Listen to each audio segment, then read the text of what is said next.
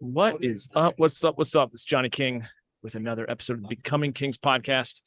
And I've got a trio that I'm very, very honored to have on the podcast today. And working from home, working from the gym, we're all coming at each other from different locations.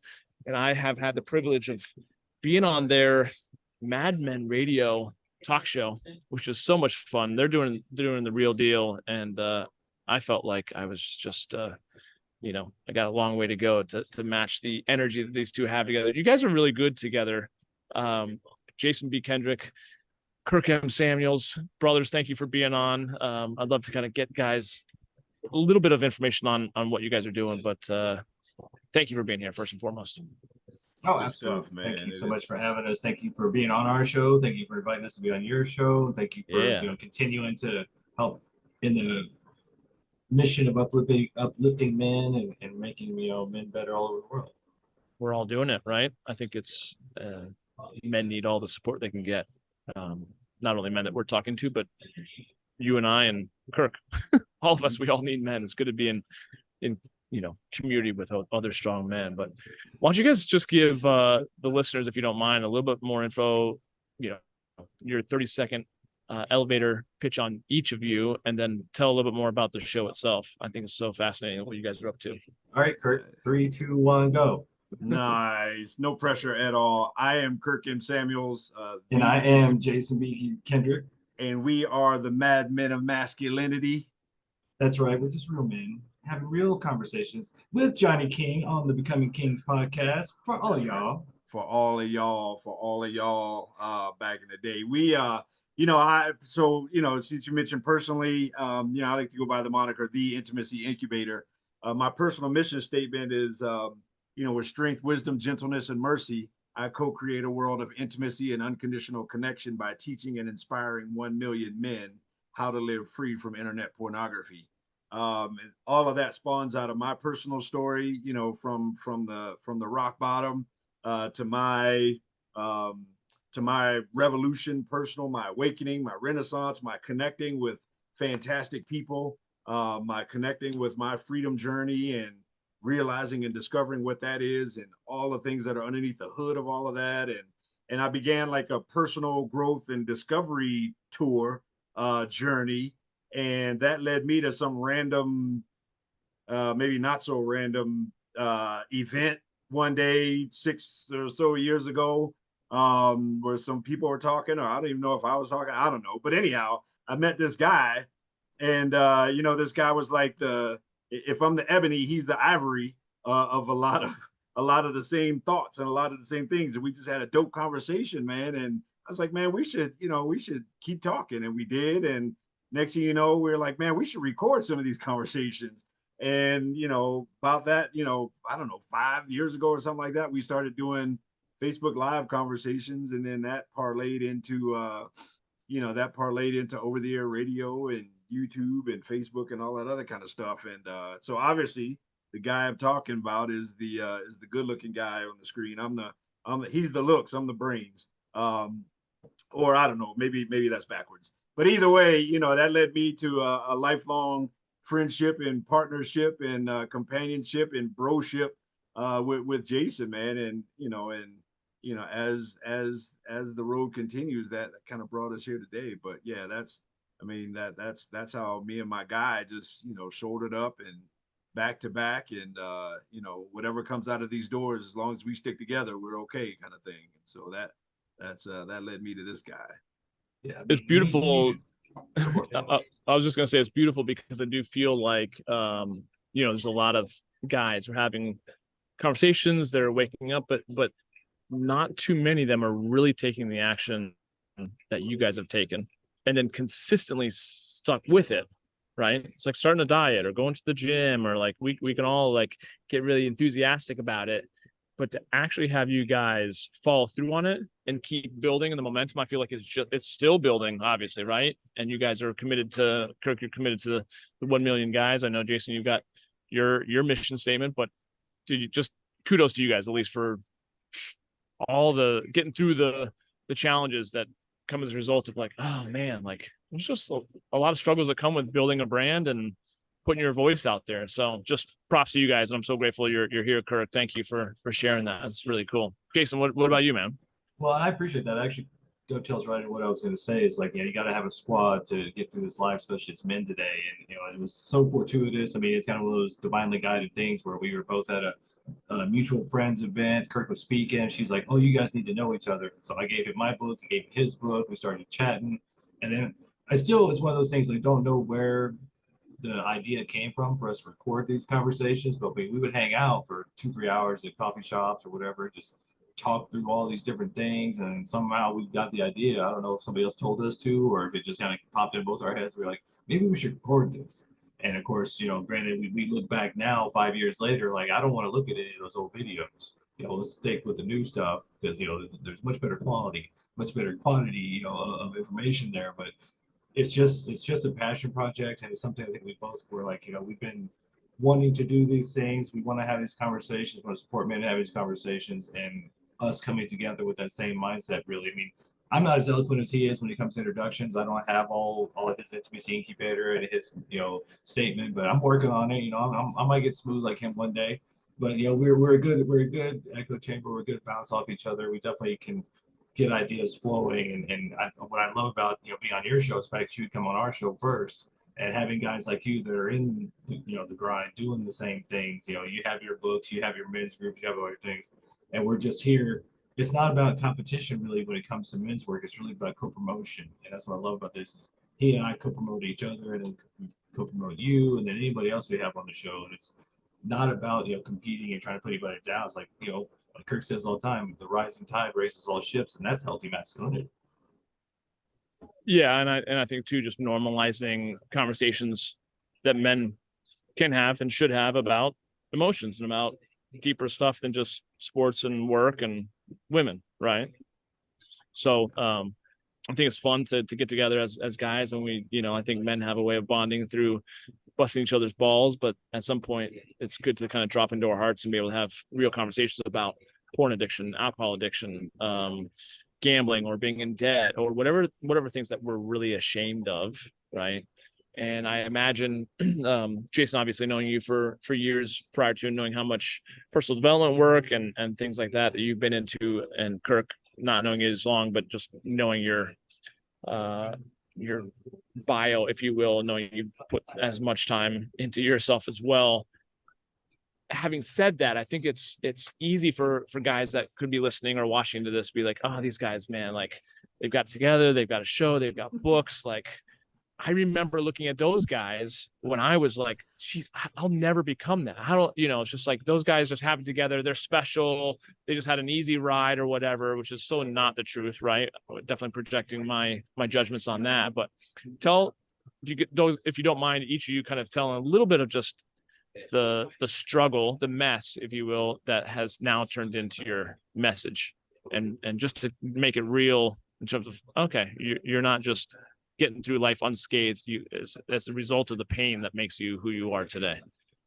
Kirk, why don't you go? Beauty, go ahead. Yeah. I you kind of hinted to it, and I firmly believe that, man, your greatest message comes out of your greatest mess. Your greatest purpose comes out of your greatest pain. My first book is about what it's like being addicted to porn from the inside out, being the fish in the fishbowl, as opposed to the one that looks in and says, here's what's going on. And so so I wrote it from that perspective. The second book is the one Jason and I, along with a couple other people, actually collaborated on, and that's about modern dating, 7 secrets of modern dating, and that comes out of our own experience as well. So it's not at all that we have our poop in a group. As a matter of fact, we literally just operate out of the journey that we're on. And I think we all have a story, and a million people need to hear that story.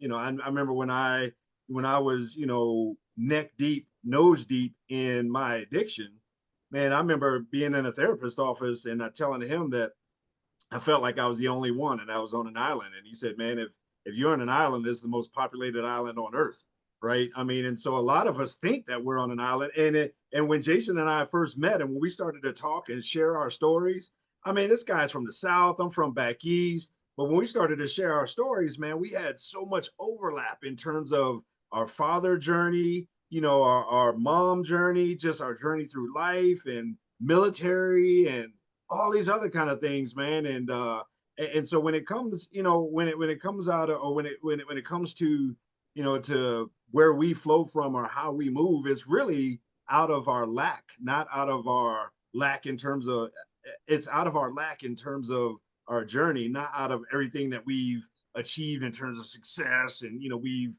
got it all figured out. If anything, we have conversations about stuff we don't have figured out, but let's talk about it. Maybe we can figure it out together.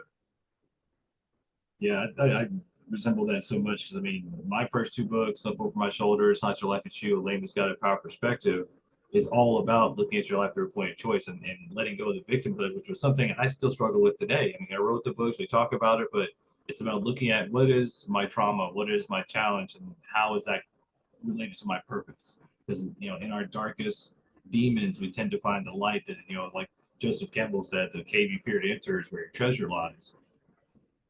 We are working on this day to day, and we're just human beings. And I think that's where a lot of times the screens and, you know, the quote unquote notoriety can kind of get in the way because we tend to pedestalize those who are actually doing the work. And I mean, even what is it, the man in the arena poem? You know, we get a lot of criticism of those who aren't in the arena. So it's nice to have your brothers in the arena with you who understand the fact that we're just human beings doing this. You know, a lot of our topics come from the things that we're struggling with day to day. It's not like, oh, where do you come up with it? Do you have a list of things that you brainstorm? No. Like, what's going on with you today? Oh, let's talk about that. And to Kirk's point, you know, realizing we're not alone. I think that's the biggest thing for guys today. As we get older, we get so isolated, and having somebody to express their challenges, express their traumas, express what they're dealing with allows other guys to go, oh, me too. And I think that's the biggest thing is we're missing a lot of, because we've been told to be silent and to suck it up and to be man and, you know, to knuckle up and everything. We forget that we're not as isolated as we think we are. We're more isolated in our head. And when we have the opportunity to say, hey, I'm struggling with this, and then other guys go, oh yeah, I've struggled with that too, you immediately realize you're not alone. And I think for us, that's really the kind of big genesis of how we ended up doing this was like, you know, when he and I started talking and realized how much we have in common, we go, I bet you it's not just us. I bet you a lot of other guys. And then we have like B-Men group and a lot of other men's groups, even the personal development stuff we talked about. You find out if you get to talk to somebody one-on-one that we're all struggling with the same things. We're all human beings, and there's really aren't any new problems. It's just how are we dealing with it today? Jason, I totally agree, and I feel like again, it's easy for those of us to kind of jump on to a podcast and just start giving advice or, you know, talking about how we work through things. This just kind of came to me, but taking a different kind of take on things. I'm curious to ask you, Jason, like, what's something that is really relevant for you right now that you're working on in 2023 or this quarter or in your relationship? What's the thing that you feel like right now is most relevant for you to take your life to the next level where you're kind of struggling? For me, the biggest thing right now is to emulate the person I want to be and to try to vibrate and energetically get into that frequency of who is this guy I'm trying to be. For most of my life, I've been kind of waiting for permission from somebody, like some higher being, to go, hey, all right, tag, you're it. It's time for you to go be bigger and do better.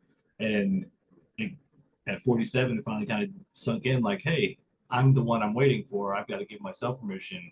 And so it's daily, you know, acknowledging the negative thoughts, acknowledging the old patterns and the autopilot that gets me into all the bad habits and things that keep me down, and having some grace and realizing, okay, I'm making incremental steps. At least I'm making steps. Maybe it's not this, you know, huge leap into the future and I'm that guy now, but knowing that I'm making the steps, and then having somebody like Kirk and you and some of the other guys we know to kind of emulate and go, okay, I see how they're doing this. And so that gives me the courage to take these steps. Because for me, it's really about right now becoming the person I've been wanting to be all these years, waiting for somebody to say, okay, now you're that guy.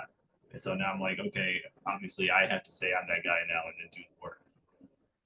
How are you clear about, because I hear you and I know I've figured out my own remedy for this situation, but I know for years I knew that to be true intellectually, but operationally, it was so easy for me to forget And so I literally have had to write down and put it in front of my face a lot of like, who am I committed to being? Because my default into playing a small version of me was so easy, right? How are you keeping that kind of at the forefront of your mind right now as you're just wanting to keep step into that? Because I know it's just easy to fall back into old behaviors. How are you keeping that fresh in your mind? What's really been working for me is actually getting to the ground level. I started, testosterone replacement therapy. I'm taking a lot of peptides. I'm going to the gym 3 times a week. I'm working on my diet, getting down to a base level of taking care of myself, plus having that mindset of I am that person. I'm now taking the steps to be that person, but really it was just, I'm one of those intellectual people where I can spin my wheels and be like, oh, well, if I can understand it mentally, then it's fine. But having to come to terms with, guess what, I'm a human being as well. I actually have to do the physical actions. And so getting to that base level of physical fitness and more meditation, more clarity on where it is I want to go, and really being focused and present with what am I grateful for today, like having the show with Kirk and having a brother in arms who I can do things with that keeps me focused. Because that's what I realized for myself was that I was missing being an only child, growing up the way I did, this latchkey kid, and always kind of being mentally isolated. Having somebody that I know has got my back, I got his back, and we can do this together with. It's like having that collaboration and having that accountability in even just the show, but in so many other things. Like I know as I'm trying to improve myself, he's got my back, so I can kind of pull strength from that when I need it. Sometimes I need more than others, and I'll call him up and be like, hey, I had this call with so and so, and I need your feedback because I'm about to lose it. Okay, he's got me. But just knowing that he's there and that we have this mission together is really, giving me more of a concrete foundation than I had before. So invaluable. So invaluable. And I was thinking about that. It's one thing to have a mentor. And I've had mentors. I've been masterminds. I've looked, going to Tony Robbins. We've all probably gone to similar personal development courses and seminars and books and podcasts. It's another thing to actually have a partner, business partner, a spouse for sure. But I feel like things have leveled up for me too, when I really realized that every single person that I admired and looked to, they always had someone like, Steve Jobs had, what's his name in the background? Yeah. Thank you. Yeah. And Bill Gates had, so it's like everyone has their person who's kind of front facing, and then always someone who has, and I was kind of looking for, okay, who hates doing things in the front, but loves, Google Analytics, or loves, marketing and pay-per-click and all the stuff. And I found that in one of my best friends, and that has been such a better ride for me because it helps, like you said, it's like a workout buddy, right? I always tend to work out stronger. So it's really cool that you guys have found each other, and I'm sure your strengths and weaknesses kind of dance together in beautiful ways. But I love that you said that, Jason. Going to you, Kirk, what do you feel like? Asking you kind of the same question as Jason. What have you been working on that you're really leaning into right now that's been a challenge currently in your life? Yeah, for me, it's I would say legacy and connection. I just turned 50 this year, and that's significant in a couple different ways. First of all, my father and his father died at 46, and the father before him died before that. And so just breaking kind of those glass ceilings, just on a rudimentary level is significant. But then beyond that, and I don't plan on going anywhere anytime soon. But beyond that, it's like, okay, so what is the legacy I want to leave if today is my last day, kind of thing. And even if that's small, man, I mean, even if my, if my accomplishment, my purpose achieved today is a small thing, if this is the last time I am on a screen and record something, this thing will outlive me no matter what. This thing that we're doing right now, this recording, will outlive all three of us no matter what. So the significance of these kind of things has become more important to me in terms of what am I leaving behind for my grandkids, my great grandkids, who will know the day that I died, right? And all those kinds of things. And so, when you're, I like to think of it like this, when you're gone, the only thing that won't be somebody else's is your DNA and your legacy, right? I mean, Your spouse will be somebody else's, probably. Your kids can be adopted or raised by somebody else. Your house, all your material, your debt, all that kind of stuff is going to be in somebody else's name.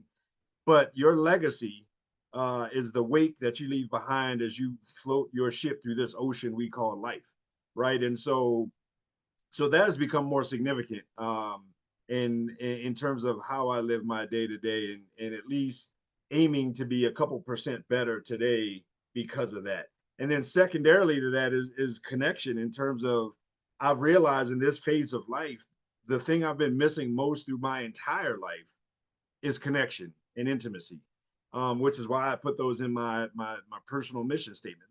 That connection and intimacy, that's what I've been looking for my whole life. Every person that's addicted is looking for a connection to anything. I mean, every person that's addicted to anything is looking for a connection to something, right? I mean, and every person that is at the crossroad of should I end my life is void of connection and is void of intimacy in their life at that moment, right? I mean, they may have people in their life, but they don't have connection. And so when we have those two things are the things that sustain us from day to day, but those also are the things that can outlive us, right? And what will people say about you when they're looking at you in a box, or when your picture's up in the front of some room or some church or something and slideshows? What will people say about you when you're gone? Those kind of things have more significance. And so, so how I live my life day to day, things that I do, wanting to leave a name on something that'll outlive me is important, something beneficial, hopefully. But then also having connection and having relationship, man. I've in my life, I can honestly say I've had very few friends like Jason in my life. I mean, and I think every man needs non-sexual intimacy with other men. I mean, and I think every man, I'm going to say it again, needs non-sexual intimacy with at least one other man. And I mean, that's the depth. That's where the growth is. That's where, it takes men to make men. That's where, the proverbial iron sharpening iron. That's where we hold each other accountable, or hold each other capable, as a buddy of mine likes to say. All those kinds of things happens in the crucible of male non-sexual intimacy.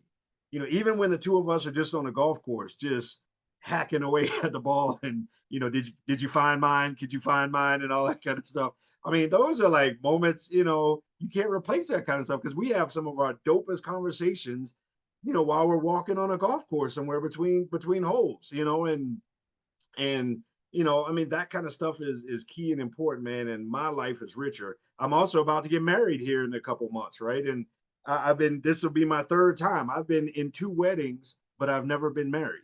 I mean, that's embarrassing to say, but it's true. I've never been emotionally committed to a woman in my life that I've said I do to. And this is the first time. So what kind of a legacy and connection do I want to leave in that kind of way? And so, so all of those things kind of culminate into this stage of life, and where I'm trying to go, and where I'm trying to focus, my life on, and how I live my life when I wake up every single day. Oh man, I love that, and I think it's profound. So many things that you said were profound, and I do feel like it's funny how we just it's hard to not slip into these kind of cliches. But me also being in my 40s, it's like, man, you start looking at life a little differently when you're like, am I proud of what I've created, and am I proud of who I'm becoming, to your point, Jason, and what type of legacy am I leaving? And if this is my last day, am I just proud of the man that I've become, the things that I've produced? But when it comes down to brass tacks, and I hear what you're saying, Kirk, but I guess I'm curious, what are you really focusing on, even on a daily basis? I know you said it comes down to the daily behaviors, but what are you specifically doing, just so the guys can listen, oh, I hadn't thought about that. That's really cool. So Kirk's doing that. Maybe I can implement that into my day-to-day life. How are you improving that legacy piece or whatever on a daily basis, a tangible basis, if that makes sense? That's a great deeper question, a great follow-up. And specifically for me, it looks like having an intentional focus on relationship. I had a conversation just 24 hours ago with my fiance about something that I realized about myself in terms of, growing up, and for most of my life, I've never really felt special to most of the closest people in my life, in terms of, my family, kids, you know, sibling, all that kind. I've had, you know, I've never felt that, and so, you know, opening up to her about some of those kind of deep wounds that I've had, I've never talked about, and focusing on, you know, when I have conversations with my son who's now in the Navy, and you know, encouraging him and telling him all the things that I wish I would have heard from my father before he passed, and I mean, just literally, I mean, and you know, Jason and I, when are we playing golf? When are we getting together? I mean, having these conversations. And so on all these different aspects of my life, yeah, I go to work and I, you know, I make a living and all those kinds of things, but I am literally intentional throughout each and every day on deepening and strengthening my relationships with people. I was in the back of my car and I was a few pounds of pressure on my index finger from not being here talking to you right now. And I don't ever want to be back there again. That's not an option. How do I not get back there again? I make sure that I'm open and I'm honest and I'm transparent and I'm intimate with the people in my life. And so I literally wake up every day. Yeah, I take care of my health as much as possible and all that kind of stuff. But I would say above, you know, above anything, I am more intentional about being open, honest, vulnerable, and intimate in all the appropriate ways with the important people that are in my life. And it sounds so. I mean, it can, you know, I mean, to me anyway, it can sound so kind of out there and just kind of soft science kind of thing. You know, it's not like, okay, I get up and I do, you know, 37 push-ups and I run a mile and you know, it's not the tangible check off things, you know, but I invest in my relationships, you know, primarily. I invest in, you know, my relationship with all the important people in my life. I invest in my relationship spiritually with my God. I invest in my relationship with myself, with a little boy that was crying in that closet when I was young. You know, I invest in all those relationships, and that's something that you got to be intentional about, because in a world of likes and loves, there's very little connection. And so you got to be intentional to do that in a 3D realm, not just the 2D that the screen is.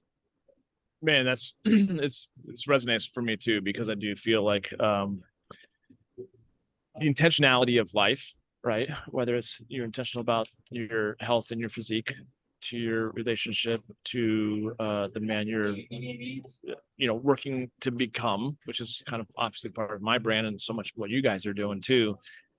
Intentionality is so important, because without intentionality, you show up somewhere, but you don't really know where you're at, which is where I feel like a lot of men, especially with midlife crisis time, it's kind of like, how did I fucking get here? What's going on? Because we were just going through life, checking boxes or following what our parents, you know, raised us to be, or society kind of like programmed us to be. And then it's like, but I didn't want this. Why am I getting this? So I just, to your point, like, it's just the intentionality of being present in those moments when your kids or your fiance, congratulations, by the way, need you. It's being willing to, like, okay, I'm engrossed in something, and Jason calls you and says, hey dude, I gotta talk to you. You got a second? And you're like, okay, I'm gonna be intentional. I know I'm gonna get back to this project, but brother, I'm available for you. Versus be like, no, dude, sorry, I can't handle this. I gotta work on this. And then he feels like, so it's just those little moments, seizing those little moments, I think, and being intentional. I think it's so important, in going from the moment you wake up to the time you go to bed. I think it's beautiful. So thank you for sharing that. I think that gives a lot of rich content for guys to understand what they can do to implement that into your everyday life. So thank you. No doubt, man. You know, in this day of social media, we can be everywhere, but never really be anywhere. You know, we can be all over the place. This thing is gonna be all over the world, but are we really here? Like, where am I? You know, I mean, that's a profound question that we rarely ask in the mirror, when we can be everywhere all at once. Or everybody has a phone where you can hit one button and speak to the entire world for the first time in history. But at the same time, it's like, but where am I? You know, but where am I? I mean, those are so profound questions that we can get lost in, just in our go social media expansion, 10x, you know, global platform kind of world. Yeah, that's one of the things that we spend a lot of time talking about on the show, is helping guys to come up with like their passion, their purpose, and their direction. And like from my side, and probably this will probably be another episode that we can dig into, but like, I was always very big on the power perspective and like looking at your life through, what if I chose this? What if I chose this crazy upbringing and these crazy parents, and this crazy life and all this trauma, what did I learn from it, and where is it taking me, and really working on, guys, because you're completely right. So many of us, I'm guilty of myself, I'm 40-year-old boy going, am I a man yet? Am I ready yet? And it's just because we didn't get the rite of passage. We didn't have this kind of traditional manly, now you're a man journey. And so it's up to us to go, okay, well, what has my experience been? What can I learn from it? What can I take that forward?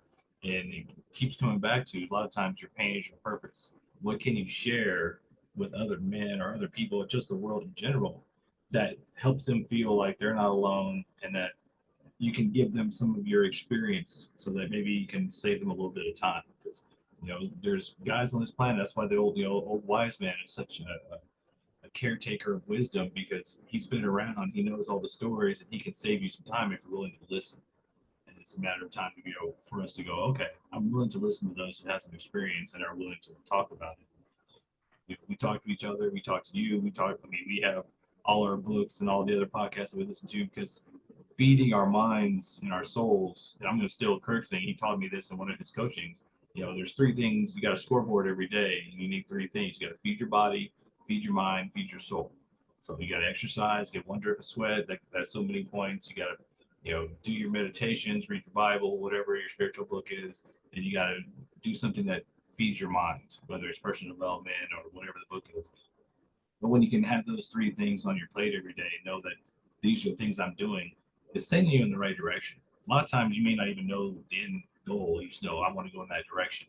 And as long as you're taking those steps, you'll get there, or at least you'll start heading up the mountain. The path is windy, so sometimes you never know where you're going to end up. And Johnny, if I can jump in here, man, give you some kudos too. I was listening to your book, man, and I have been listening to your book, and to me, and I'm not sure if this was intentional on your part, but I tend to see or hear or receive things kind of a few layers down anyway. And to me, just the profoundness of the idea of becoming a king, it's like, it's a journey that we're on, right? Most of us didn't grow up around gray-haired men. But most of us are getting to the point where we are gray-haired men. Jason has a lot more gray hair than I do, because we all know that black don't crack.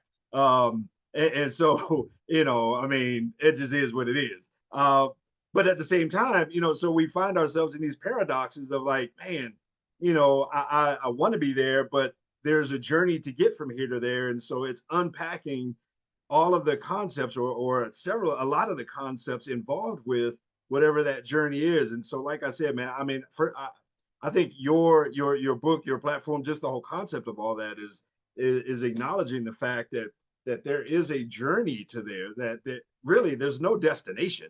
It's really not like a finish line and we're done and we just kind of put our hands up and, chilling like a villain, listening to Bob Dylan. Like that don't happen. It's a journey. And so anyhow, I just wanted to jump in there and just give you kudos and all that. Like I said, I don't know if any of that was intentional, but for me, that was some of the genius, or is some of the genius kind of buried into all your production of all of that. Well, I appreciate it. And yeah, it was. And I think it's one of those things too, that's, and I don't know how much you guys have done of like Dr. Joe Dispenza. It's all those things where it's like the simultaneous connection between becoming and being. Like, we all are kings. Like, it's just, I feel like, a spiritual divine right that I believe God has bestowed on all. It's just because we're all amazing, unique, ideas of God. And simultaneously, I feel like this 3-dimensional human world, those of us having a spiritual being have a human experience, is about shedding limitations to express more of the fact that we are being. So it's becoming what we actually already are. It's just kind of that kind of juxtaposition of, and that's exactly kind of what we're talking about. It's like just coming to realize and starting to, and Jason, you're talking about, it's like the self-confidence of just knowing that I am enough. And as much as we're always looking at trying to pursue something in the future and get something that also kind of presupposes that you don't have it now, when in reality, to what you were saying, Kirk, like, man, gratitude and being in the moment is just like, that is the antidote to scarcity. It's just being wealthy right now, because 10, 20 years from now, you'll have a great life and you'll be married and everything else, but you'll also probably look back and be like, oh man, I had less gray hair. And, there's always, there's also so much that we can see and appreciate in our lives right this moment, even if we're in the pursuit of becoming more, if that makes sense. And I just feel like you guys do a great job of having the humility to bounce ideas off each other while still pushing each other for greater, seeing the king, if you will, in each other, if that makes sense. Absolutely. That's so we talk a lot about the inner child work, especially for men today. It's a huge thing. I think to your point of we were born kings. I mean, when you look at a child, I mean, they have all the tools to be successful. They get trained out of them.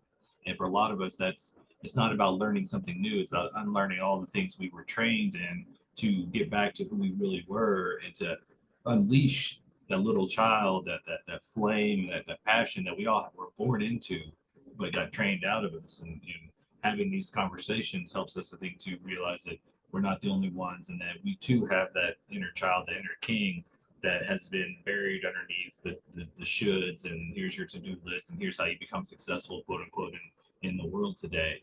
But becoming a man a lot of times comes down to the point of who am I going to listen to?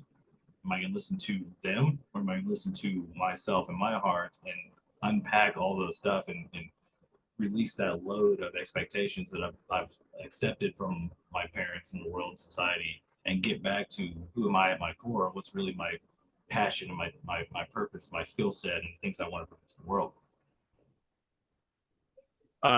Yeah, 100%. And I do feel like too, it is the journey of, like you said, not necessarily ego death, although that might be some people's journey, but it is just I don't know. I love I think it's Mark Manson. The Subtle Art of Not Giving a Fuck. And just the whole idea, I think as we get older, and this, I can't speak for everyone, but I'll speak for myself, and continue doing men's work, the things that I cared about become less and less significant. And which is kind of difficult, especially with like an online brand, because there's part I could care less about followers. And I'm like, why don't I care? I should probably care more, because if I cared more about followers, then I get more books sold, and that's really going to bless people. But there's part of me that I'm like, I just have few fucks to give. And some of it is actually healthy, and some of it I need to kind of look, at what maybe I'm scared of stepping into. So along those lines, what would be for each of you an area of your life that is, and maybe it goes back to the answers that you already gave, but what's that thing that you're most scared of, or top 3 things that you're most scared of that you ultimately have to do to take you and your identity and your life, if you will, to the next level, if that makes sense? Either one of you guys can go. Yeah, I would say, I'm probably, if scared is the right word, which I think in this case for me it would be with this answer. I'm just scared of dying and not living up to my fullest potential, whatever that is. And my potential is not compared to somebody else's. My potential is, I was put here, and to some degree I had some emotional handicaps, I had some relational handicaps, I had, I was not, I wasn't like you guys, and I wasn't born with a silver spoon in my mouth. I didn't have the perfect family situation. Whatever. And, I didn't have all of the advantages, and I didn't have all that kind of stuff. I went to public school, right? And so, to whatever degree that I can max out at, I want to max out at that. I personally, I don't know that I have a focus on my 6-pack abs. I just want to live. Like, I want to live as healthy as possible. I have outlived generations before me. I want to keep doing that. But, but in that, I want to be whatever the best is that I could be, given all the hand that I was dealt, kind of thing. And so if it comes down to a fear, I guess for me, it would be just in that area. I want to experience true love. I want to experience, the truest, most purest forms of intimacy. I want to, all those things that I wish I would have had growing up. I want to be the father that I wasn't, and I already am. I mean, man, at least, my son, he's like, man, that guy, I should pay him to be my hype man. I mean, the way he talks about, like, me as a dad, and I'm just like, dude, if you knew how, and I tell him, like, if you knew how inept I am, dude, like, but either way, it's, it fine. I mean, if that's maximizing my potential as far as being a father, then cool. Maximizing my potential as far as being a friend, being a husband, being a whatever it is, being, an author, all those kinds of things, whatever. I want to maximize that potential. I didn't read my first book cover to cover until I was 35, because when I read, letters and numbers flip around, right? And so, and yet at the same time, okay, well, damn, I got a couple books that'll outlive me with my name on it, right? I mean, I'm not, these aren't boastful things. I'm talking about how I try to live in the presence of the fear of not living up to whatever potential that I could live up to, right?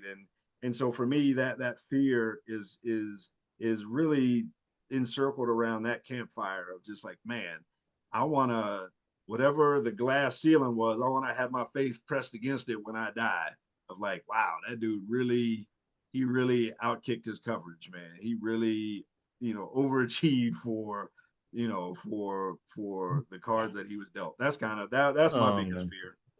No, and thank you, Jason. Before you go, Kirk, that's just a very appreciate that vulnerability, because I think that just rings so true to me too, and I think so many men, in terms of just living up to your true potential. And as you're saying that, I'm thinking like, what is it? Because it's one of those things where like potential is unlimited, so you're never going to actually get there. But what is it actually? I think, and correct me if I'm wrong, the way I'm kind of taking what you're saying is like, it's actually to live free, which to me is still like a king. It's just like to live free of limits, limiting beliefs, limits to, I feel like it's to have abundance in every area of your life, and to be that example for future generations. We're like, shit, my dad do it. Says he can do it, I can do it, and that just keeps, they just keep, propelling the future generations. I just think that's all about like shedding off, like you said, and ending generational stuff is what you're already doing, right? Getting to your 50s. If you had a biscuit, if I had a biscuit, I would sop that up, man, because that's some good stuff. That's some good gravy right there, dude. Freedom. I mean, I just want to be free from all the stuff that tried to hold me down, for everything that kicked me in the nuts my whole life. I want to be free from all of that, man, and just free to grow, to experience, to love, to all those kinds of things, man. So absolutely. I love that. Yeah, thank you. I appreciate that so much. Jason, kicking it over to you. What are you most scared of that required you to take it to the next level, so to speak? I think for me, it's really the realization that for me to get to be the best version of myself I can be, I've really got to learn to be comfortable in discomfort and vulnerability and being transparent, and start being more open and honest about my struggles and my traumas and all the things that have held me back. Because, the way I grew up, it was about not being seen, and I was safe by not rocking the boat and not getting garnering attention. And so I learned to be sneaky and hide.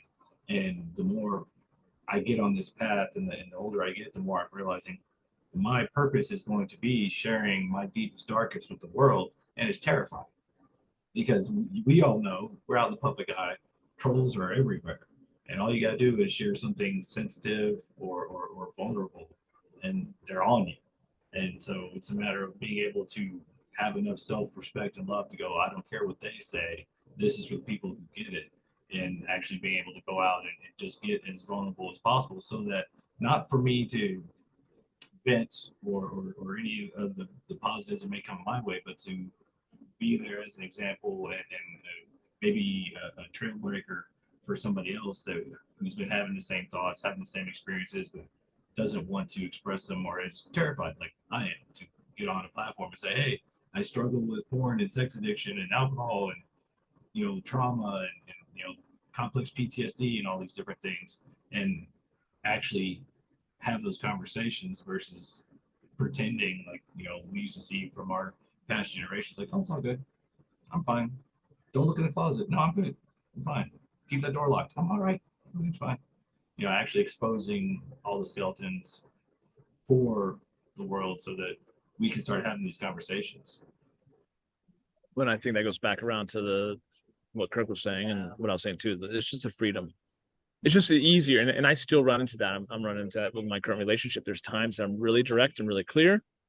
And there's other times that my communication is confusing and I'm not trusting that she can handle it. So I'm kind of trying to sugarcoat it. And then it turns into this big fucking thing. And she's like, why don't you just say it that way? Once I get so frustrated and then I say it, she's like, do you realize that we could have just avoided all this stuff? And I'm like, fuck. It's because I'm scared. And that's coming from my wounded boy and, you know, not wanting to step on my mom's toes because she had so much that she was doing. It's just a pattern of all this shit. And so I just feel like it's getting to the point, like you said, where it's just free, it flows, you're clear. It's healthy masculinity, in my opinion, right? And you're on purpose, you have a few fucks to give, you know yourself, and you're just there to impact the world positively and leave it a better place than you found it. And then pass the torch to the next generation, right? So anyways, I'm stoked because I feel like this is a good kickoff to individual conversations I'm gonna have with you guys both. So I'm excited to have you both on the podcast here shortly, but one-on-one.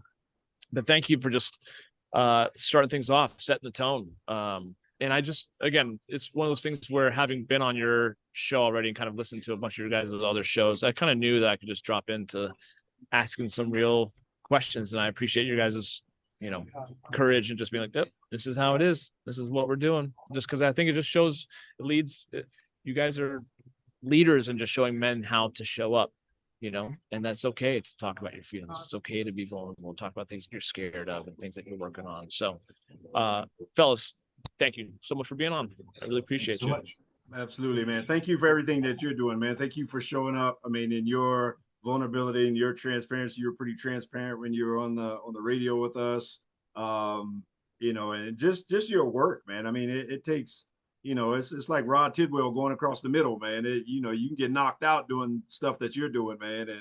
And you get judged, you get watched, you get all that kind of stuff. And who does he think he is? You get all that kind of stuff. I already know that. And so thank you for being the guy that you are and all the work that you're doing, man. I mean, guys like us need guys like you. And so, thank you for standing post on your end of the wall, man. We appreciate you. Absolutely. So all good to be on the same team. That's for sure. Yeah, no, I mean, we say we're the home for healthy masculinity, but this is healthy masculinity. And it's about the collaboration and coming together as a squad. You have your different platforms. You got your different books. We got our different platforms, but we're all here on the same team, going to the same goal. So that's why I love, what you're doing. I love all the connections, all the episodes of your book. I'm so happy you got Audible, got it read so I can listen to it driving, because man, it's so much better for me. But just the fact that we're all in the same squad, different flavors, but we're all part of the 31 flavors. We're all here trying to make men better, and we appreciate you so much for even allowing us to come on your show. Yeah, helping men be better while we simultaneously become better ourselves, right? There's just no better way of doing it. So you're welcome. Thank you in return. Just excited, like I said, to have you guys back on and keep digging in. So keep doing the work that you guys are doing. But how can guys find out about the show? How can guys find out about each of you? Kind of where can they go? What's the best way to connect with either one of you two? In Denver, we're on KLDC 1220, and that airs every Saturday morning at 8 a.m. and every Wednesday at 6 p.m. You can also find all of those shows on YouTube as well, Facebook. Both of our websites are our whole name, KirkMSamuels.com for me, and when all the interwebs worlds are working, we're also MadmenRadio.com. But like Coach Prime says at CU, we ain't hard to find. You can find we're pretty easy to find. So that's me anyway. Yeah, you can find me at jasonbkendrick.com. We're also youtube.com/Madmen of Masculinity. You can go on Spotify, iTunes, iCloud, and it's madmenradio.com or just Madmen. Yeah, we're having a little bit of a URL shift contemplation or complexity happening right now. So Madmen Radio will be back up. But yeah, you can find us pretty much anywhere. Just type in Madmen of Masculinity and we'll definitely come up. I love it. Well, thank you guys. Thank you for having me on your show. Thanks for being on this show. I'm excited for having you guys both back on individually as soon as we can. Don't travel too much. We're gonna have you back on the show, so don't be gone too long. Yeah, well, I'm always on the road. I'm in Austin as of now, dating my girlfriend, so back and forth. But yeah, looking forward to being back in your guys' good graces. But thank you again. Just thanks for taking the time. Thanks for being real. Appreciate the work that you guys are doing. Yeah, we'll definitely catch up with you soon. Love you guys too. Thank you guys for listening to this episode of the Becoming Kings podcast. Hope you enjoyed it. Definitely go check out jasonbkendrick.com and kirkmsamuels.com, Mad Men Radio, all the good things. I'll put it all in the show notes so you don't have to worry about it. We'll catch up with you soon on the next episode of the Becoming Kings podcast. Take care. Thanks.